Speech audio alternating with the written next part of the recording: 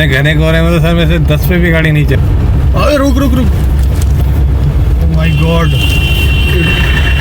Break. I've been on my grind.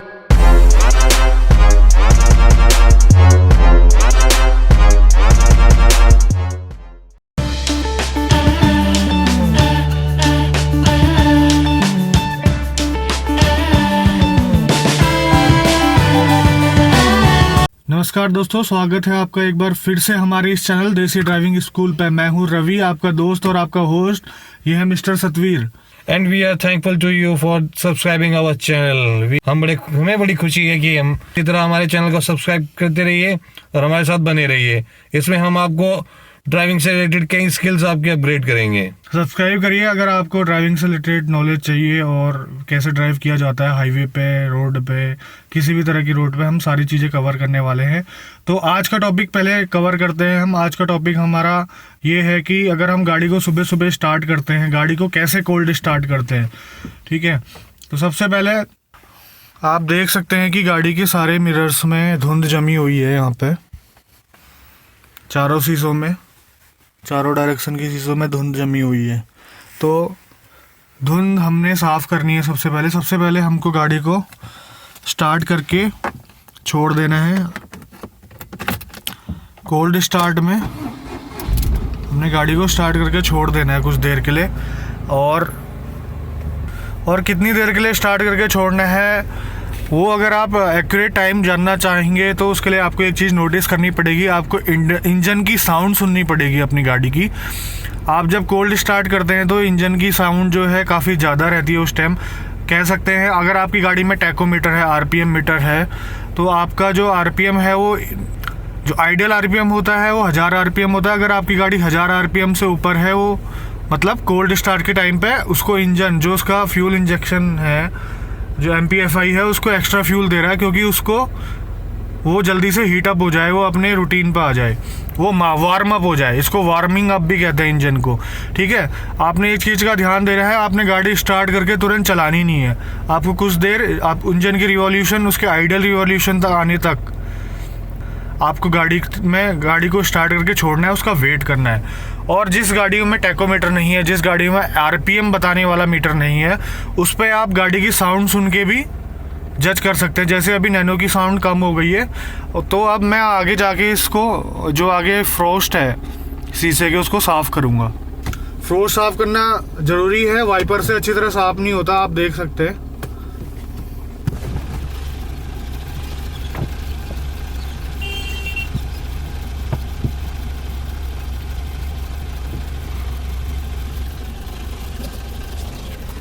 जैसे कि आपने देखा कि मैंने आगे की शीशे साफ़ कर दी, लेकिन विजिबिलिटी अभी भी उतनी अच्छी नहीं है खास। तो अब मैं इसके लिए क्या करूँगा, मुझे जो है अपने ब्लोअर ऑन करने हैं। ठीक है, ब्लोअर में मुझे ये जो आइकन बना हुआ है विंडशील डिफ्रोस्ट का आइकन बना हुआ है। ठीक है, इसका आइकन में मुझे अपना जो नॉब है उस आइकन में मुझे एडजस्ट करनी है, उस आइकन की तरफ घुमानी है ताकि मेरे जो यहाँ पर जो ब्लोअर है उनसे हवा आने लग जाए। ठीक है, अभी मैंने गाड़ी का हीटर ऑन कर रखा है। गाड़ी का हीटर ऑन करने से जो फ़ायदा है कि इसमें से गर्म हवा निकलेगी आपके ब्लोअर से, और ब्लोअर से गर्म हवा निकलने के कारण जो आपकी शीशे में धुंध है वो धीरे धीरे साफ़ होने लग जाएगी। जो इनसाइड है, आप अगर आपकी गाड़ी में AC नहीं है, हीटर नहीं है, तो आप उसे एक साफ कपड़े से भी साफ़ कर सकते हैं, लाइक दैट। ठीक है, आप जैसे कि देख सकते हैं कि आगे जो है फ्रोस्ट बिल्कुल उड़ गई है, बिल्कुल ख़त्म हो गई है, क्योंकि मैंने हीटर ऑन कर दिया था और मैंने विंडशील्ड और जो ब्लोअर की डायरेक्शन है वो विंडशील्ड की तरफ कर दी थी। विंडशील्ड वाले ब्लोअर चला दिए थे, जिससे कि आप देख सकते हैं कि बिल्कुल भी धुंध नहीं है। अब मेरी विजिबिलिटी बिल्कुल अच्छी हो गई है।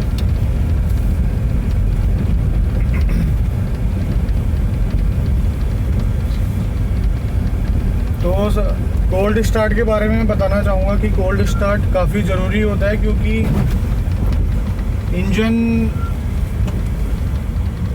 इंजन की लॉन्ग लाइफ के लिए जो लुब्रिकेशन होता है वो काफ़ी ज़रूरी होता है। अगर आपका लुब्रिकेशन ख़त्म हो जाए तो आपके इंजन के पार्ट जल्दी वियर एंड टियर हो जाते हैं, जिससे कि आपका इंजन की लाइफ जो है कम हो जाती है। तो कोल्ड स्टार्ट वार्मिंग अप से क्या होता है, इंजन वार्म अप हो जाता है। जो मोबिल ऑयल है जो जिस टाइम अभी इंजन के संप में बैठा हुआ होता है, जो नीचे वाले जो ऑयल कलेक्टर होता है उस पर जमा होता है, और इंजन स्टार्ट होने से जो है वो ऊपर उठ जाता है, वो पंप हो जाता है, आपके इंजन के पार्ट को लुब्रिकेट करने लग जाता है। और उससे क्या होता है, आप जो है लुब्रिकेशन हो जाता है इंजन के सारे पार्ट्स में जो जो मूवमेंट करने वाले होते हैं उस पर, जिससे कि आपकी इंजन की लाइफ बढ़ जाती है। और एक चीज़ का ध्यान देने की ज़रूरत है दोस्तों, अगर आप कोल्ड स्टार्ट करते हैं, अगर आप काफ़ी दिनों के बाद अपनी गाड़ी स्टार्ट करते हैं या फिर सुबह के टाइम पे गाड़ी स्टार्ट करते हैं, तो बिल्कुल चलाइए मत उसको। 10 तो नहीं बोलूँगा, उसको कम से कम 1 मिनट तक उसको स्टार्ट रहने दीजिए उसके आइडियल आरपीएम पे। आइडियल आरपीएम मतलब आपको एक्सीलेटर दबाने की कोई ज़रूरत नहीं है उस टाइम पे, आप स्टार्ट करके बिल्कुल छोड़ सकते हैं अपनी गाड़ी को। ठीक, आज हम बात करने वाले हैं कि फॉग में ड्राइव कैसे करें। और आज जैसे कि आप देख सकते हैं कि अभी काफ़ी धुंध है, आगे की विजिबिलिटी बहुत कम है। तो फॉग में चलाने के लिए सबसे पहले हमें अपनी जो पार्किंग लाइट है वो ऑन रखनी है। पार्किंग लाइट, बहुत सारी पब्लिक कंफ्यूज होती है पार्किंग लाइट और हजार्ड लाइट में। ये सबसे बड़ा कंफ्यूजन है, ये काफ़ी मुझे देखने को मिलता है कि लोग पार्किंग लाइट अपनी हजार्ड लाइट को समझते हैं। हजार्ड लाइट कौन सी है, चारों इंडिकेटर्स ऑन होंगे एक टाइम पे, वो ब्लिंक करेंगे, वो उसको हजार्ड लाइट बोला जाता है। जो पार्किंग लाइट है वो है आपके आगे के हेडलैम्प्स जो कि लो बीम में चलते हैं। आपके जो लाइट्स का बटन होगा, जो लाइट का लीवर है, जो लाइट का बटन है, उसमें अगर आप उसको ऑन करते हैं, ये जो आपका लाइट का लीवर है बटन, अगर आप उसको फर्स्ट टाइम घुमाते हैं तो सबसे पहले आपकी पार्किंग लाइट ऑन होगी। देन आगे एक और बार घुमाने पे आपकी जो है आगे की हेडलाइट ऑन हो जाएगी। तो पार्किंग लाइट और हेडलाइट में बहुत डिफरेंस है, और पार्किंग लाइट और हजार्ड लाइट में भी बहुत डिफरेंस है। तो हमें हजार्ड लाइट क्यों नहीं चलानी चाहिए जब कोहरा होता है? वो इसलिए नहीं चलानी चाहिए क्योंकि कोहरे में विजिबिलिटी कम होती है, और अगर कोई गाड़ी ख़राब हो हाईवे पे गाड़ी ख़राब है और वो रुकी हुई है, तो उसने भी हजार्ड लाइट जलाई होगी, और जो गाड़ियाँ कोहरे में चल रही है मेन रोड पे, हाईवे पे, उन्होंने भी पार्किंग लाइट जलाई होगी। तो जो ड्राइवर्स है उनको डिसाइड करना, ड्राइवर ये समझेगा, जो अगली गाड़ी, जैसे कि मैं हूँ, मैं ये समझूंगा कि वो गाड़ी चल रही है और उसने अपनी पार्किंग लाइट ऑन कर रखी है, लेकिन जब तक मैं नज़दीक पहुँचूंगा तब तक काफ़ी देर हो चुकी होगी। तो इसलिए पार्किंग लाइट का इस्तेमाल हाईवे पे गाड़ी चलाते वक्त करना है, कोहरे या फिर बारिश में। और हजार्ड लाइट का इस्तेमाल तभी करना है जब हमारी कोई गाड़ी ख़राब हो गई हो, इमरजेंसी सिचुएशन में हमने पार करी हो, या कोई और इमरजेंसी सिचुएशन हो। हाईवे में कोहरे में ड्राइव करने के लिए सबसे अच्छी आदत है अपनी पार्किंग लाइट हमेशा ऑन रखो। हो सकता है तो आप अपनी हेडलाइट भी ऑन कर दीजिए, उसमें कोई बुराई नहीं है। हेडलाइट ऑन करने से ये होगा कि आप अगले बंदे को, जो आपके आगे जा रहे हैं और जो आपके पीछे हैं, आप उनको विजिबल रहेंगे क्योंकि आपकी गाड़ी की सारी लाइटें ऑन रहेंगी। ठीक, दूसरा चीज़ है हाईवे पे कोहरे पे कैसे डिसाइड करें कि कैसे जाना है, क्योंकि विजिबिलिटी तो बहुत कम रहती है उस टाइम पे। तो हाईवे 2 टाइप के होते हैं। रोड में क्या होता है, किसी में वाइट पट्टी होती है, किसी में वाइट पट्टी नहीं होती है। तो अगर जिसमें वाइट पट्टी नहीं है तो आप उनकी साइड पकड़ के चलिए। जैसे कि अभी कर्व स्टोन लगे हुए हैं यहाँ पर रास्ते में, तो मैं उनको देख के, उनको रेफरेंस लेके गाड़ी चला रहा हूँ। अभी मैं उनसे डिसाइड कर रहा हूँ कि मैं सही रास्ते पे हूँ या नहीं हूँ, क्योंकि आगे काफ़ी धुंध है।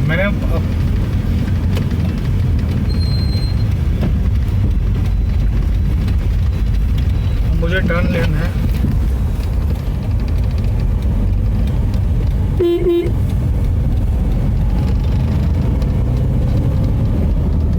और दूसरा, ये जो वाइट पट्टियां हैं रोड में, उसका रेफरेंस लेना है मुझे, उस पे देख के गाड़ी चलानी है। इस वाइट पट्टी का मतलब भी ये होता है, ये पहली बात ये लेन को डिवाइड करती है, और ये दूसरा एक तरीके से रेफरेंस होता है कोहरे पे और लो विजिबिलिटी पे गाड़ी चलाने के लिए। तो मैं इसकी हेल्प से अपने सही ट्रैक पे चलूँगा। और मैं आपसे एक चीज़ कहना चाहूँगा, अगर कोहरे में आप टर्न लेते वक्त और लेन चेंज करते वक्त ध्यान दीजिए, और ये काफ़ी ज़रूरी होता है क्योंकि विजिबिलिटी बहुत कम होती है। अपने जैसे इंडिकेटर्स का यूज़ तो आपने हमेशा ही करना है जब भी आप लेन चेंज करते हैं। और मैं आपको लेन का एक रूल बताना चाहता हूँ। हाईवे पे जो लेन्स बने होते हैं, ठीक है, अगर राइट लेन का मतलब हमेशा ओवरटेकिंग के लिए राइट लेन का इस्तेमाल करें, और जो स्लो व्हीकल होते हैं जैसे ट्रक हो गया, मोटरसाइकिल, बाइक वगैरह, वो उनको हमेशा लेफ़्ट लेन में चलना चाहिए। क्योंकि और मैंने बहुत बार देखा है कि जो पब्लिक है वो हमेशा राइट लेन पे चलती है, लेकिन वो सही नहीं है। राइट लेन का इस्तेमाल according to NHAI, national highway authority of India, उनके मुताबिक हमेशा लेफ़्ट लेन में चले, भले ही वो वन वे क्यों ना हो। अगर आपके पास 3 लेन है तो हमेशा लेफ़्ट लेन में चले। 3 लेन आने में भी लेफ़्ट लेन पे, अगर लेफ़्ट लेन में ऑलरेडी कोई चल रहा है तो आप राइट लेन में जाके ओवरटेक करेंगे। और किसी से साइड मांगते वक्त अगर आप स्पीड में हैं और अगर आप साइड मांगते हैं उससे, आप उसे ओवरटेक करना चाहते हैं, तो उसको लेफ़्ट से मत करिए कभी भी, लेफ़्ट वाली लेन से। उसको हमेशा राइट से ले साइड मांगिए। अगर वो राइट पे भी चल रहा है, आप इसकी स्पीड उससे ज़्यादा है, जैसे अभी देखिए इसकी स्पीड मेरे से कम है, अब मैं इससे साइड मांगूंगा तो इसके राइट से मांगूंगा। आप देखते हैं इसका रिएक्शन, गाड़ी वाले का रिएक्शन देखते हैं, और इससे पता चल जाएगा ये कितना अवेयर है क्या कहते हैं हाईवे रूल्स पे।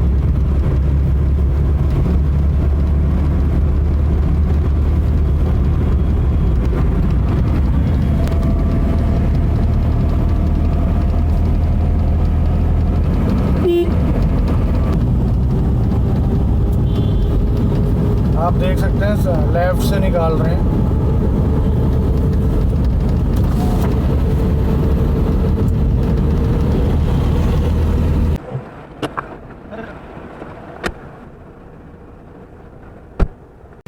अब जो है सतवीर यहाँ पर गाड़ी चलाएंगे, और मैं कुछ सतवीर से कुछ सवाल पूछूंगा और वो उन सवालों का जवाब देंगे। तो चलिए सतवीर, पहले आप स्टार्ट करिए। और आप सतवीर पहले गियर में गाड़ी उठाना सीख गए हैं, तो आप मुझे बताइए, ओवरऑल बताइए आपका फर्स्ट डे से लेके और आज तक का कॉन्फिडेंस लेवल में कितना अंतर है? जी, हमारा कॉन्फिडेंस तो काफ़ी बड़ा है ड्राइविंग में। खैर, अभी आई एम ए लर्नर, तो मैं कोशिश कर रहा हूँ ज़्यादा से ज़्यादा सीखने की और ढंग से ड्राइव करने की, ताकि मैं किसी को बिना नुकसान दिए ढंग से ड्राइव करना सीख सकूँ। और अभी भी आपको क्या लगता है कि आपको कहाँ पर प्रॉब्लम होती है गाड़ी चलाने में, और कौन सा आपका वीक पॉइंट है गाड़ी चलाने को लेके, और कैसी ऐसी पोजीशंस है आगे करते वक्त, रिवर्स करते वक्त, ट्रैफिक में चलाते वक्त, मतलब कैसा आपको, मतलब और आगे आप क्या सीखना चाहते हैं? देखो, ड्राइविंग करते वक्त सबसे ज़्यादा दिक्कत आती है जब मेरे आसपास व्हीकल्स कुछ ज़्यादा हो जाते हैं। खाली रोड में तो किसी को भी दिक्कत नहीं आती, जैसा कि मैं जानता हूँ, मुझे भी नहीं आती, लेकिन जहाँ मैं ट्रैफिक के अंदर एंटर करता हूँ वहाँ मुझे दिक्कत आनी शुरू हो जाती है। कांड हो गया। अभी आप आगे देख सकते हैं कि एक शायद कोई एक्सीडेंट हो गया है, पता नहीं है क्या हुआ। गाड़ी रोक, धीरे कर, धीरे कर, धीरे धीरे धीरे।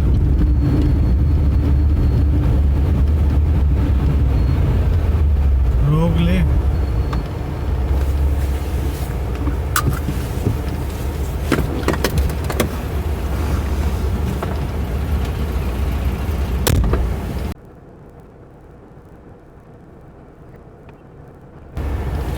अभी आगे एक छोटा सा एक्सीडेंट हुआ है, ज़्यादा नुकसान नहीं हुआ उसमें। वो हुआ क्यों, अगर जो स्कूल बस का ड्राइवर था वो टर्न ले रहा था, स्कूल बस का ड्राइवर टर्न ले रहा था और उसने इंडिकेशन नहीं दिया था, तो पीछे एक और बस आ रही थी, तो वो पीछे से जाके ठुक गई। क्योंकि अभी आप देख सकते हैं कि कोहरा है और वो जज नहीं कर पाया कि आगे गाड़ी बहुत स्लो है और वो टर्न ले रही है, क्योंकि उसने इंडिकेशन नहीं दिया था और इसलिए वो ठुक गई पीछे से। तो ये चीज़ें एक लेसन्स होती हैं हमारे लिए। अभी सतवीर काफ़ी ज़्यादा कोहरा है और आपने पट्टी के हिसाब से चलना है, वाइट पट्टी को रेफरेंस लेते हुए।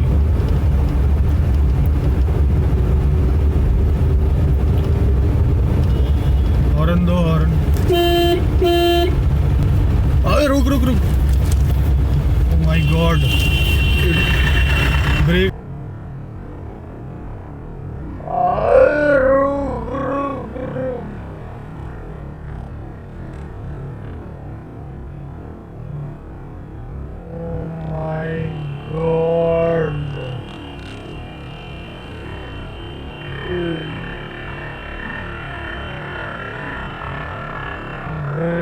तो सीख ले, अपनी साइड में चलना, वो अपोजिट साइड है यार।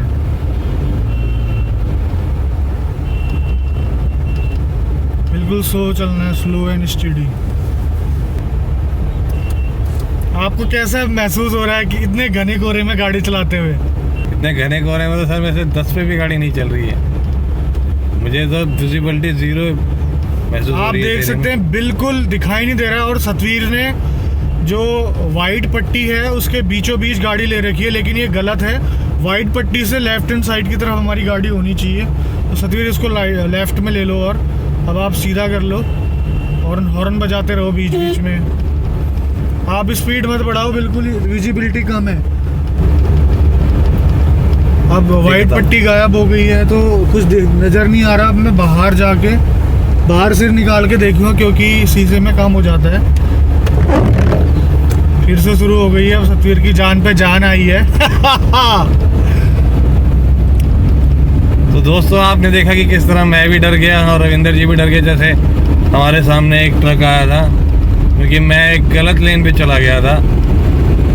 तो हमें डरना नहीं चाहिए, जैसे कि मैं भी एक नॉर्मल ह्यूमन बीइंग हूँ, मुझे भी डर लगता है। तो मैं लेफ्ट लेन पे चला गया, क्योंकि राइट लेन पे चला गया, जो कि ड्राइविंग के रूल्स के बिल्कुल खिलाफ है। ऐसा कई बार होता आता है लोगों से, तो प्लीज़ इस चीज़ों का ख्याल रखें। आप भी ये गलती ना करें। आज तो हमारी जान बच गई, लेकिन शायद कल ना बचे, तो इस तरह की गलती ना ही करें। क्योंकि ड्राइविंग रूल्स जैसे रविंदर जी मुझे बताते हैं, क्योंकि मेरे को ड्राइविंग रूल्स एंड रेगुलेशन मेरे को रविंदर जी ही बताते हैं, मेरे को बताने वाला कोई और नहीं है यहाँ।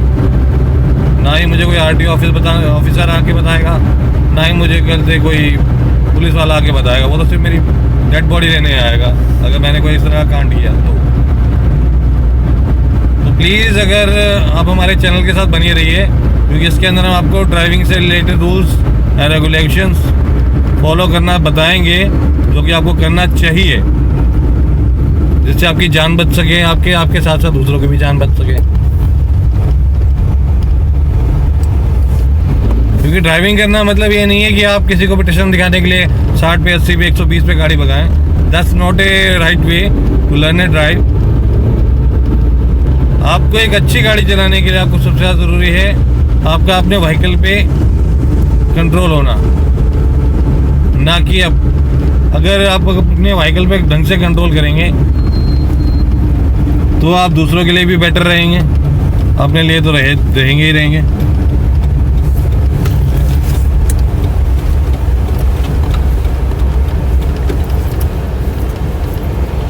सो प्लीज़ आगे से जब भी आप ड्राइव करते हैं तो कभी भी वाइट पट्टी के ऊपर मत चलाइए, या तो लेफ्ट में चलाइए या राइट में चलाइए। अगर आप हाईवे पे हैं जहाँ पे डबल लेन है तो आप हमेशा लेफ्ट में चलिए और अपनी लेन पर चलिए, और लेफ्ट या राइट टर्न लेने से पहले इंडिकेशन ज़रूर दीजिए, पीछे वाले को बताइए। अभी आपने देखा था, एक्सीडेंट हुआ था आगे, हमने आगे कवर नहीं कर पाए उसको क्योंकि अच्छा नहीं लगता कैमरे के आगे ले जाना, लेकिन हमारे पास आगे है कि गाड़ियाँ खड़ी हुई थी और ज़्यादा नुकसान नहीं हुआ किसी को, और छोटी सी गलती थी। और as a responsible driver you have to give indication before you turn, either left or right. So stay tuned and subscribe our channel to learn all the things related to driving. We will teach you, we will show you how to do this, all the things, and how to drive safely, how to drive effectively and without any burden. So stay tuned and subscribe our channel. Thank you very much and have a good day. Take care.